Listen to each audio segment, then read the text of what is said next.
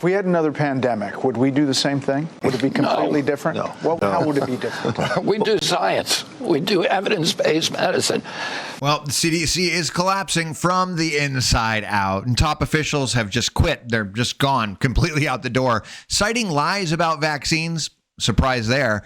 Budget cuts and total failure at the top. Think about that for a second. These are the same people who told America, trust the science, trust the system. They can't keep their own house in order. And tonight, we're breaking down the chaos, the resignations, and how President Trump is restoring truth while the corrupt establishment is crumbling all around the truth. Stick around. We've got 4 clips that are going to leave no doubt about it. And we're going to cover the Washington, D.C. crime crackdown. And you don't want to miss that. This is Andy with TrendingPolitics.com. Hit like, subscribe, and let's get into it. CDC knew how to do this, and WHO, they knew there were manuals on how to do it, but they just threw those manuals out of the window. We're going to do peer-reviewed, we're going to do placebo-controlled studies on all new medications and all. Well, this isn't going to be very popular, because that's the truth they ignored during COVID. The playbook was right there. Scientific standards, gold standard trials, real accountability. But instead, they buried and burned the manuals and forced America into lockdowns and mandates and masks. And all of this destroyed lives, especially the lives of young people.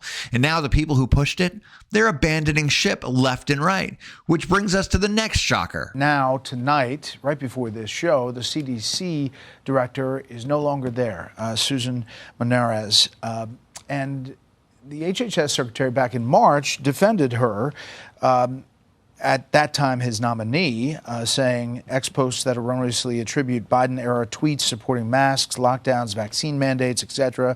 to my CDC Gov director nominee, Susan Monarez, have understandably provoked agita within the MAHA movement. I handpicked Susan for this job because she is a longtime champion of MAHA values and a caring, compassionate, brilliant microbiologist and a tech wizard who will reorient CDC toward public health and gold standard science. I'm so grateful to President Trump for making this appointment. Only a month in, she is now out, and that's not all. As the show has gone on, we've heard of more resignation. Oops. Gone in a month. Think about that. Susan Montez, handpicked and praised as the future of the CDC, couldn't survive more than a few weeks in Trump's America. Why? Because the lies don't last when truth comes knocking. The National Center for Immunization and Respiratory Diseases, that head, if we can put his picture up. Also, the CDC medical officer has resigned at this hour, and the head of Zoonotic Division also resigning from CDC. So it is happening, and we're getting wire reports right now during the show saying that some of them are citing overstatement of risks of vaccines and the CDC budget cuts in resignation letters that are coming out. Let's bring in our panel. Tom Bevan, Real Clear Politics co-founder and president. Josh Kraushaar is a Fox News radio political analyst. And Yemisi Egbewale is a former chief of staff and advisor to the Biden White House press office. Tom, this seems like a clear out based on policy and maybe money. Yeah, and there are rumors that there might be more coming, more resignations coming. And so, look, the other thing that happened, the FDA announced today their approval for vaccines, the guidelines, which then have to be, handled by the CDC as well. And so it clearly seems like there is a conflict within the CDC with the upper echelons there about what to do. So the CDC has to approve vaccines? I thought since COVID, we just allow everything through. But either way, the swamp is panicking. The top CDC divisions, vaccines, respiratory diseases, all the others, they're all dropping like flies. And why? Supposedly because they're overstating the risks of vaccinations. What do you want to bet that that's not true?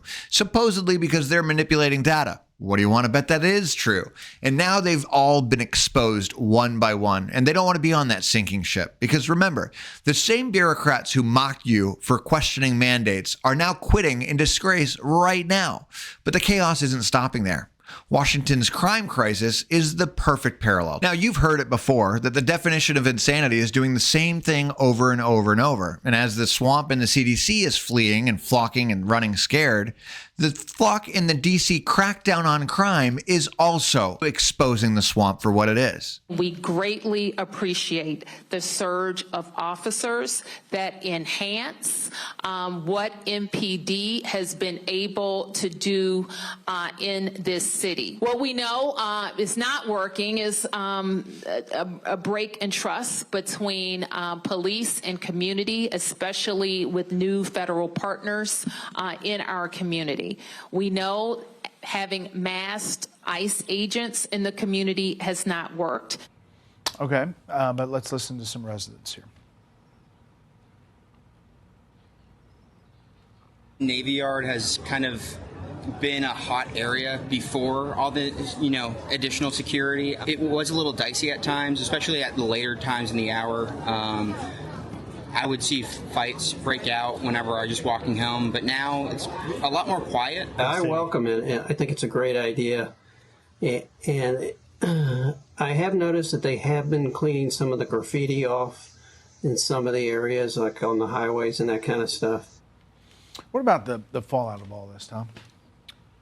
Well, we just had a poll come out yesterday, the AP polls. 81% of people think that crime is a problem in major problem in urban areas. Trump's approval rating on crime was 54% in that poll. In the Harvard-Harris poll, it was 51%, his highest rating of any of the issues that they questioned voters about. So I think what you saw from the mayor, which she said is a bit surprising. I think that's her responding to her constituents. She's hearing from people who are saying that, especially in the areas where crime is the worst, that they feel safer. And that's not a bad thing. Democrats have managed to box themselves in on another 80-20 issue and are trying to find a way out.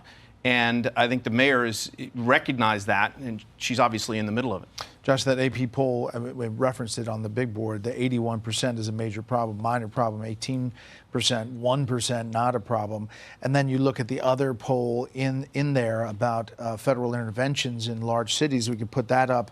And basically people they think it's okay to have military National Guard assist local police, but not take control. They like the local departments. Yeah, what's interesting is that Mayor Bowser is actually a tough on crime moderate compared to the city council in Washington, D.C. that went so far to the left on the issue of crime that even Joe Biden's administration basically rebuked the city and did similar interventions in preventing a law from getting passed that would actually reduce penalties for criminals. Look, I think the sweet spot is helping law enforcement do their jobs, having more money, having more police in the city. Mayor Bowser also did say she was against the militarization of police, having ICE doing immigration enforcement. That's going to be a tough sell, not just in the nation's capital, but perhaps beyond the nation's capital. So there it is. The CDC in free fall and officials resigning. The truth about vaccines are going to come out. Autism, maybe? Failed mandates? Finally resurfacing? Let's find out. And at the same time, Democrat-run cities are falling apart under crime waves so bad that even Mayor Bowser is begging for help. The same people who said defund the police now admit that they need ICE and federal officers to restore order. Hypocrisy here is at its finest. And I hate to say it, but we told you so. This is Andy with TrendingPolitics.com. Make sure you share this video, subscribe for more, and I'll see you next time.